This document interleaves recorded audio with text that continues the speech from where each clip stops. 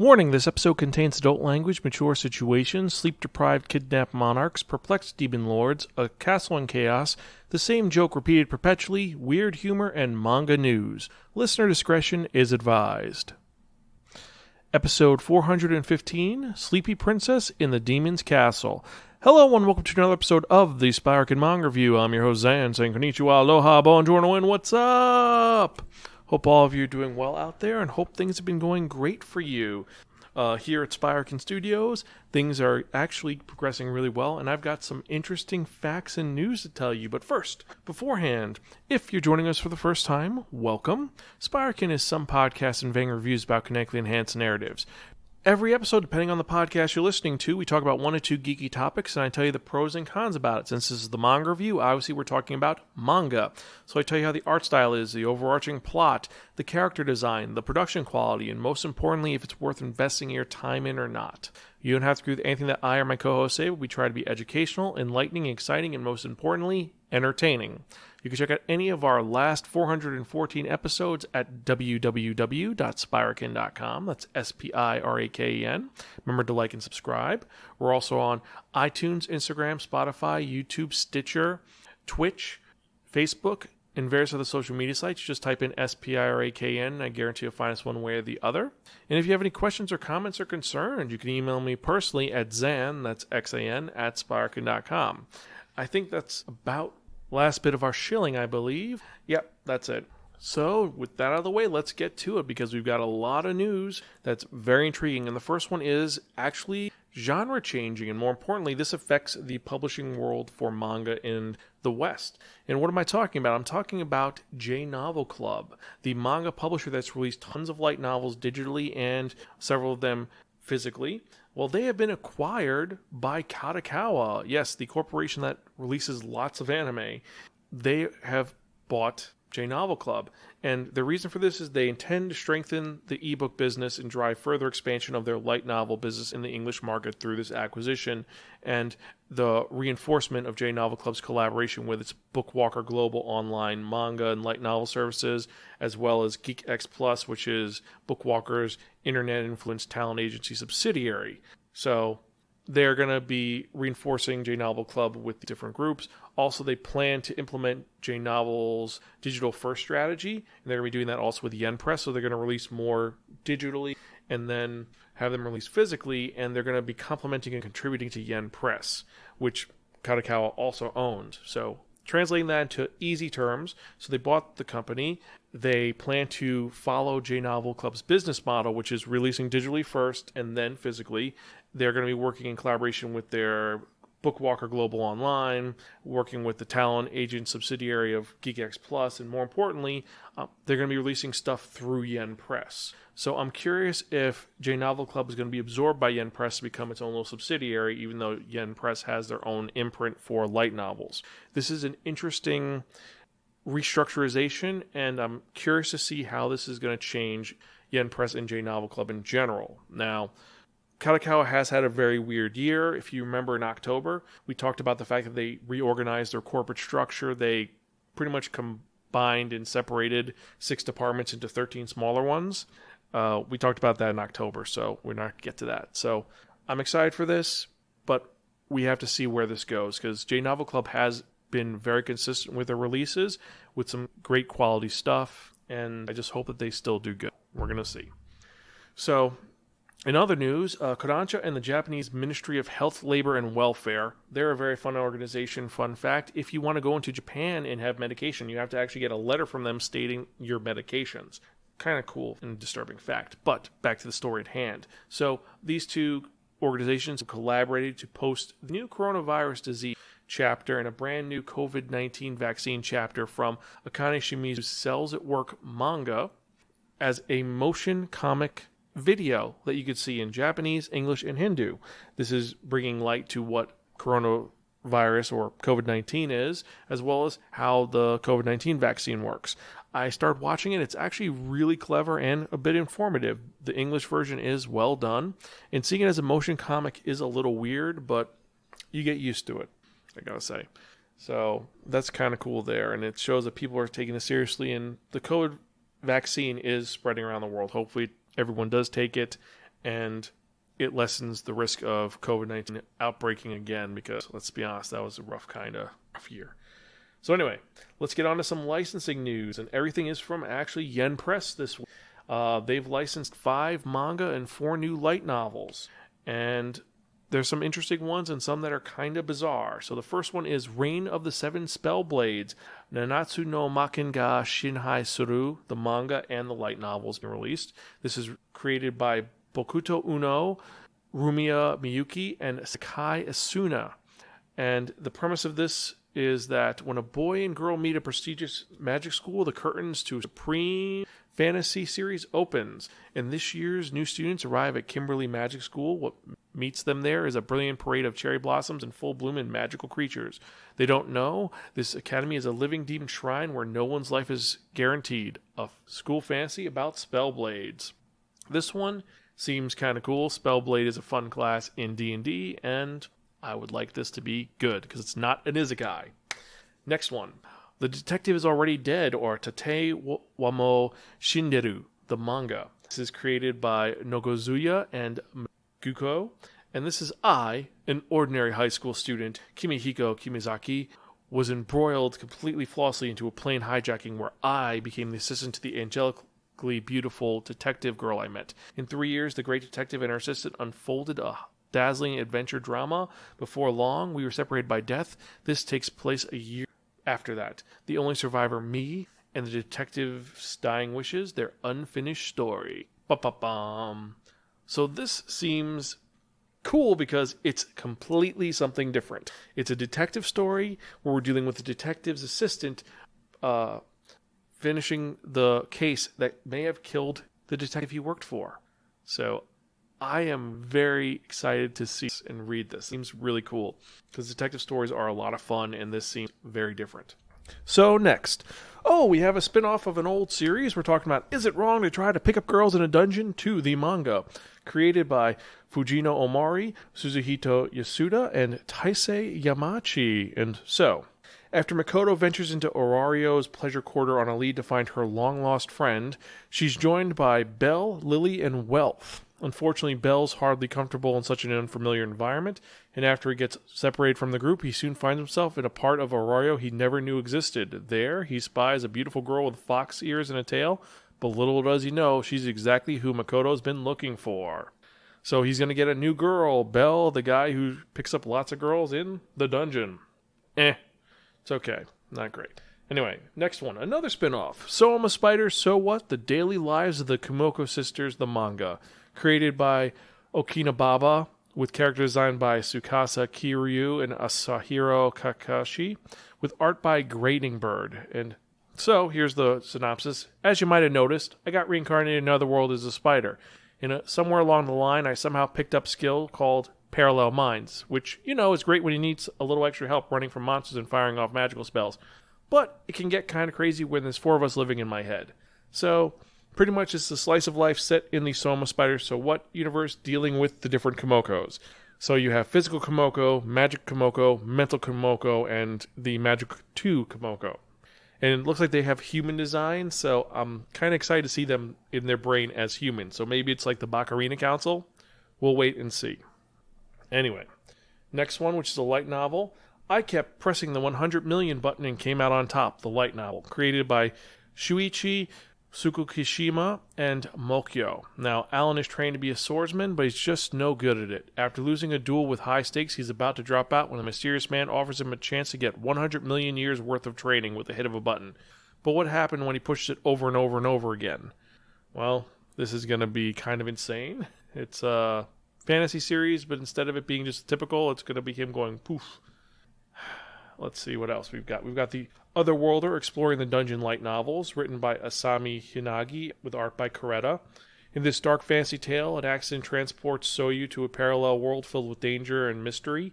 On his quest to explore this uncharted land, he encounters a gaggle of quirky friends like Miss Ronica, the god of deception and secrecy, and a pair of elf sisters banished from their home. Before he knows it, Soyu is making rogue adventures, eating lead, beating up petty nobles, and taking on dungeons where death lurks around every corner. This could be really good, or really bad. It sounds like it's going to be like super edgelordy, but we'll have to wait and see. The next light novel, oh boy, The Orc Eroica light novel, written by Refugin na Maganote and Asanagi, now bestowed with the title of hero for downing countless foes in the War of 12 Tribes. Bash commands great respect from his fellow orcs, but this hero has a dark secret. His success on the battlefield doesn't match up to his success in the bedroom. With his reputation on the line, Bash sets out on a quest of a lifetime, all for the explicit purpose of getting laid. Wow. That is right. Anyway. Next one, The Hero Laughs While Walking the Path of Vengeance, a second-time light novel, created by Kusaka Nero. Summoned to a fantasy world as a hero, Kaito Utagi defeats the Demon Lord alongside a band of noble adventurers, only to be double-crossed and brutally murdered by his former allies. But when a twist of fate gives him a second chance at life with all his memories intact, he sets off on a quest to slaughter his traitorous party members one by one. Come, let vengeance commence. A lot of isekai we've got this time. Well, let's keep going. New York, New York, the manga, written by Marimo Ragawa. Story and art. Now, New York police officer Kane, while hiding that he's gay, goes out every night in Manhattan in want of a one-night stand. But when he meets his ideal man, Mel, he finds the love of his life, an ambitious work which depicts love and humanism with gay themes. This is going to be released in 2 omnibus volumes, and I've actually not heard about it, but this is all of our manga and light novel news. But we have 2 more releases from them, and they're not light novels and mangas. More importantly, they're not in the regular genres. First off, we have Never Open It, the Taboo Trilogy graphic novel written by Ken Nimura. Now, this is, the summary of this is Never Open It, the Taboo Trilogy is a collection of 3 stories from Ken Nimura that are rooted in well-known Japanese folktales such as Urashima Taro and the Crane Wife. Each story delves to the concept of the taboo, asking questions such as why are these rules meant to be followed and who and why set these rules. Taking inspiration from the Japanese folktales told to Ken Nimura as a child and combining them with his unique and captivating art style, Never Open It, the Taboo Trilogy is a must-read graphic novel for fans of beautiful literary comics. This seems interesting and engaging, and I gotta say, something a little bit different. The other thing is we're also getting a physical version of Uni and Ina's The Abandoned Empress, which is a Korean webcomic. So those are the 2 releases. And finally, last thing, which has totally nothing to do with these, which Yen Press is releasing, is an actual tabletop RPG, a role-playing game. And this is Konosuba, God's Blessing on This Wonderful World, the TRPG role-playing game. And this is being adapted by FEAR, and this is based off of Natsumi Akazuki and Korona Mishima's artwork.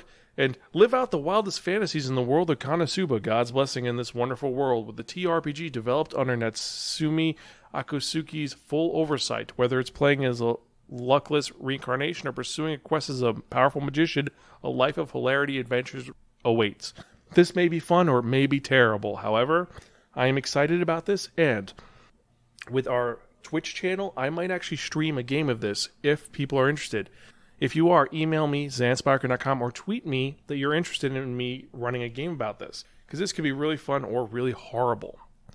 But anyway, so that is all for our licensing news, and all these titles are going to be released physically and digitally in October of 2021. And now let's get to some of the final news for the day, and we've got a couple things. First off, in the near future, Suhiro Maru, the mangaka of Infernal in Bottles, is launching a new long-form manga that's about an aspiring mangaka in 1968 Tokyo. There's no other news on this new project except for a photo of the manuscript of the first chapter of the manga. Is it going to be good? Is it going to be bad? We don't know, but it sounds like a bio manga. We'll see, though. On May 27th, Shin Yamamoto will launch a new manga titled Sekiwa Are de Dekiteru, or The World is Made Out of That, in Kadokawa's monthly Dengeki Mao magazine. Now, this manga is described as an imaginary space battle action story. So, this could be really cool, because sci-fi. On May 25th, Watari Sako, the creator of Cosplay Animal, is launching a new manga in Kodansha's Dessert magazine, and this as of yet untitled manga is going to center on a woman living with the magician she summoned.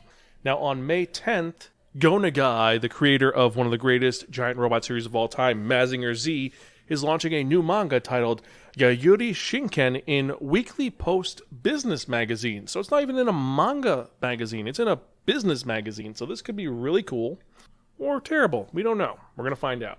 But also on May 10th, they're drawing a new chapter for Osamu Tezuka's Barbara magazine. Now, for those of you who are unfamiliar with Barbara, it tells the story of a famous author who finds a drunk woman who quotes French poetry. He takes her home, and from there, a bunch of mystery and insanity ensues. And it's a very twisted, unique tale that if you haven't read it, it is one which is really cool. DMP did a Kickstarter for it. But I will review that in a different episode because I'll probably put it on the wheel, and if I spin it, I will talk about it. So let's get on with some other news. On April 30th, Shinta Sakayama is launching a new manga on Shueisha's Tonari no Young Jump website. Now, only the first part of the title has been announced, and it reads as Yuzugawa-san wa, or Yuzugawa-san is. And there's also kind of a preview of the protagonist, who is a titular character, Yuzugawa. And it looks interesting. Not great. So our final bit of news, on April 18th, writer Ippon Taguchi and artist Santa Mitarashi, their latest work, Anemafuru, or Candy Flurry, was released in English on Viz Media's official website as well as on the Manga Plus website. Now, the story for this manga is very similar to some other stories, but just hear me out. So, Toy Toy Candy, eat one of these magical sweets and gain candy powers. This isn't a dream, though. It's reality, and because of it, Tokyo was destroyed. Now, Samugi is a lollipop user, the same candy that brought Tokyo to ruin, and she can't have anyone finding that out. But when something happens, what will she do when she runs into a criminal sweets user who's out of control? This unique candy-coated battle comedy manga is now ready to snack on. This seems very similar to a certain pirate manga, which we won't bring up, where there are gum fruits, but this is, instead of that, it's candy that gives you superpowers. So this one's going to be kind of cool, and I'm excited to read this. I'm actually going to put this up on the Wheel of Manga, and we're going to see how it goes. So that is our news for the day, and I'm excited to see some of these and what your thoughts on these news are. You can email me, zanspiraken.com, or tweet me at Spiraken. Let me know what you're most excited for or what you're confused about. And if you're interested in playing in that Konosuba TRPG, we'll do it on Discord probably. So you should join our Discord at tinyurl.com/Spira Discord. And since I didn't talk about it before, the one that I'm most excited for the Yen press releases is definitely The Detective Is Already Dead. The rest of them seem very similar to most isekai stories, so they're going to be hit or miss. But the other one that I am intrigued by is Reign of the Seven Spellblades. Yeah, it's a basic fantasy series, but it could be a lot of fun, because Spellblade is a fun class, like I've said.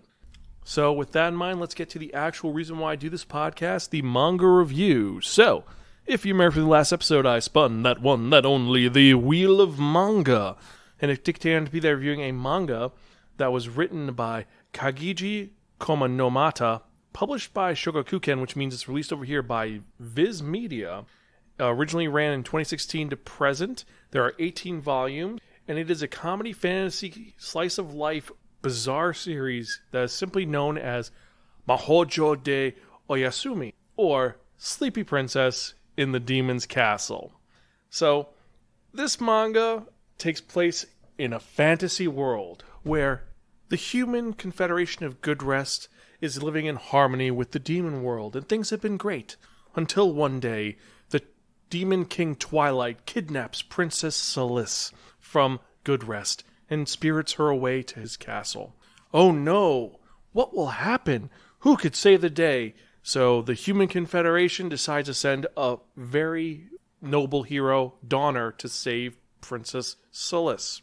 However, Donner is not the most directionally positive person. He has a horrible sense of direction. We're talking like Ryoga from Ranma 1/2 level of bad direction sense. So it's been 4 years, and Princess Syalist is living in the demon's castle. She's been in her cell. She gets 4 meals a day, and more importantly than that, she doesn't have to deal with the stress of a royal life. She's on vacation. She's literally doesn't have to deal with any of the crap she had to deal with, so she is just relaxing and enjoying the good food that's being given to her and trying to make the best of her situation in the demon's castle, which is kind of tough because it opens up where she's having problems sleeping because she has really poor quality sheets and a really bad pillow. So what is she going to do? She can't sleep with this. So she gets an idea. When her guards, who are cute teddy bear demons, show up, she is going to take the knife that they give her for dinner and kill them to make herself a new pillow. But because they're so cute and she realizes this isn't right to do, she stops and she brushes them. But by brushing them, their fur comes off and she's able to get a bunch enough to make a new pillow. She has stuffing now and maybe she can make some yarn out of it. And the teddy demons love the brushing because this is like a spa for them. So like they make a deal with her. They say, you brush us, we will give you the keys whenever you want. They don't say it like that. They say it more cute than that. But so she has now free reign of the castle whenever she calls them. And they give her the keys and she ends up getting parts for a new pillow. First, she goes around stealing people's cloaks because she wants to find the perfect fabric for her pillow. And then she goes in one of the cloaks and goes to the medical thing and says, oh no, the princess is sick. We need some specific herbs that are specific colors. And they're like, oh no, we have to make sure she's okay because if the hostage dies and we can't even get anything from it. So they give her all the stuff. She goes back to her cell and she ends up using all this to make a super pillow. She first makes some of the fluff into yarn or into thread, and then she uses the herbs to dye the colors. And then she makes a super pillow, which is super comfortable and super plush. And now she can sleep on it. But the sheets are bad and they're uncomfortable and they leave lines on her face. So what's she going to do? Well, she trades her crown for a pair of scissors, a giant pair of scissors, and then she calls the teddy bear demons.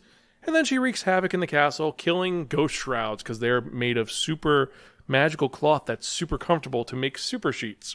And she causes havoc. And the Demon King finds out that she escaped, goes to her room to yell at her, and she's sleeping really cute. And he's like, I'll talk to her tomorrow, and leaves. And this is this manga. It's this running joke over and over and over again of her causing havoc because she is bored out of her mind. Occasionally it goes to Donner and what he's doing, because Donner is, he's going to save the princess, but he does something stupid, gets lost, or just things go really bad. Like, he really likes the princess, but she doesn't remember him at all. She's like, that's that guy. He's my friend. He's a hero. What's his name? She never can remember what his name is. That's a running joke in the manga. And so there's that going on, and then there's all of the insanity of all the denizens being terrified of the princess because she just completely has run of the castle and does different things. At one point, she dies. She falls into a pit of lava, and they have to resurrect her, and she's like, oh. And she wakes up, and she's like, that was a good sleep, but where am I? Oh, there's no sound. I could stay in here. And she ends up saying, I'm going to sleep in a coffin. And they're like saying, you can't do that. The coffin's for dead people. Or she decides she needs a new pillow and she breaks a really rare shield to make a super mattress that's just a gust of air. So it's very insane. The joke is, Princess needs something to make her life better. She causes havoc, does something insane, and then she gets the item. And this joke should have ran itself dry really quick. But the way they keep changing it up and it's so different, it works really well. And Princess Syalist is such an insane character because she's just crazy. She's just trying to get a good night's sleep, and every time something goes wrong, she has to fix it. And how she fixes it just gets more and more convoluted, and it's just really clever how it's written. And just seeing the demons just so stressed out about what's going on. At one point, the Twilight's lieutenant goes and reprimands her for all the things she was doing, saying, you're not allowed to do this. You can't do that. You can't do this. And then he pulls out one of the demon teddy bears. He's like, and what is this doing here? And she's like, that's my friend. He's my pet. And he's like, oh, princesses are supposed to have pets. Okay, you can keep him. But you can't do this. You can't do that. And she ends up like seeing that he's fluffy because he's a dog demon. And so she ends up falling asleep on him. And he's like, oh no, what do I do? I can't move now. It is silly and stupid and just kind of one of those fun, dumb series that's just really ridiculous to read. I know there's an anime, and I've heard really good things about the anime, but this manga is ridiculous and fun and strange. And for that reason, I have to give this a really, really, really fucking cool. If you don't read this now, your brain will freeze, your eyes will swell up, and your soul will be forfeit to the great Zomo Gustar. It's really fun. It's very different, and it just does something that's really weird with the fantasy genre that I wouldn't have expected. Because this princess is so crazy and just, it doesn't matter. Like, all the demons, all the craziness, all of it just works really well. It's a nice niche. And it has such macabre humor. Like, she dies a lot in this series. And she does a lot of other insane things like, I want to go to sleep. I'm going to drink a potion that will make me sleep forever. And it doesn't work. So it's like, oh God, just terrible and insane. If you've read this, let me know what you think. Email me, zan@spiraken.com, or tweet me at Spiraken. Let me know what your thoughts on this series were. And have you ever had a good night's sleep like Princess Syalist wants? Let me know in the notes. And so, beforehand, remember, check out any of our earlier episodes, www.spiraken.com. You can email me personally at zan@spiraken.com. Follow us on Facebook, Twitter, Instagram. And before I get into the manga releases for the week, I just want to let you know something. It's a bit of an announcement for Spiraken. So, first off, the Spiraken Super Secret Project, which is a book I've been working on, is on schedule. I've got an artist. I've paid them. They're doing their stuff, which is good. But more importantly than that, I'm going to be announcing that next week, we're going to be starting a Patreon. Yes, I'm starting a Patreon for Spiraken. Since 2008, I've been releasing this podcast, and I love doing it. I'm going to keep doing this until the end of time. Don't worry. So this podcast is still coming out, but there are more projects I want to get done. And in order to get them done, I do need some assistance and support from patrons. And any assistance would be appreciated. You don't have to support, but I'm offering some very cool rewards and benefits if you do join the Patreon. I'll set up the website and everything next week officially, and I'll have my launch and the launch video, all of that. And I'll give you all of the information on what the different tiers are and break it down for you. But I've got to say, I'm excited to do this and see where this goes. And I have a goal because I have a bunch of really great visions to come through in the future, and we're going to have more realistic things. And for that reason also, I am going to be starting to do Twitch and also release more videos on YouTube. We're going to have a lot of new content that's going to be coming out soon, so be excited and be ready to see some really fun things.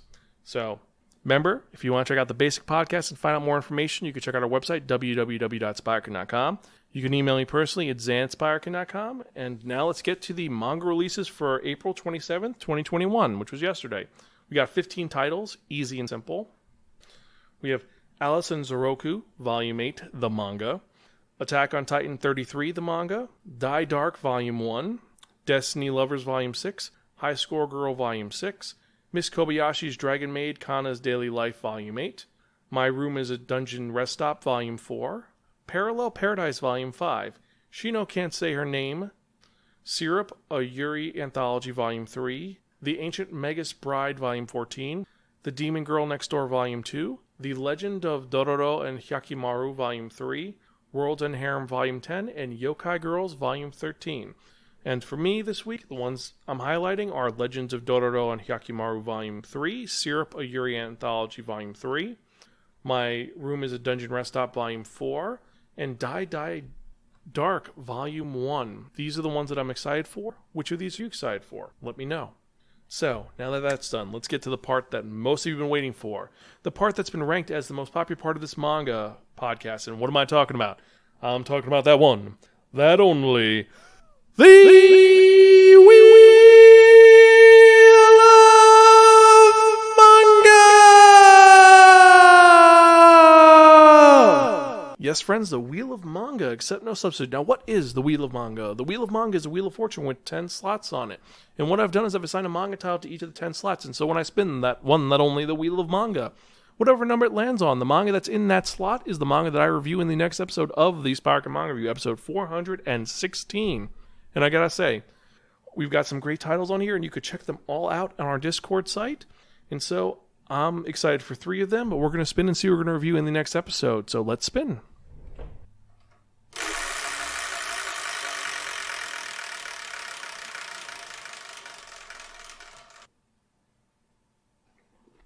Number 7. Ooh. So in the next episode, we're reviewing a manga that was written by Naoki Urasawa and deals with nostalgia and monsters. Sounds like most of his work. But seriously, what I'm talking about is Asadora, Volume 1, which just was released. I'm excited for this, and I'm excited to talk about this manga. So, in the next episode, we're talking about that. And as usual, I'm your host, Zan. I'm Gonzville. Catch you guys next time. Keep reading manga.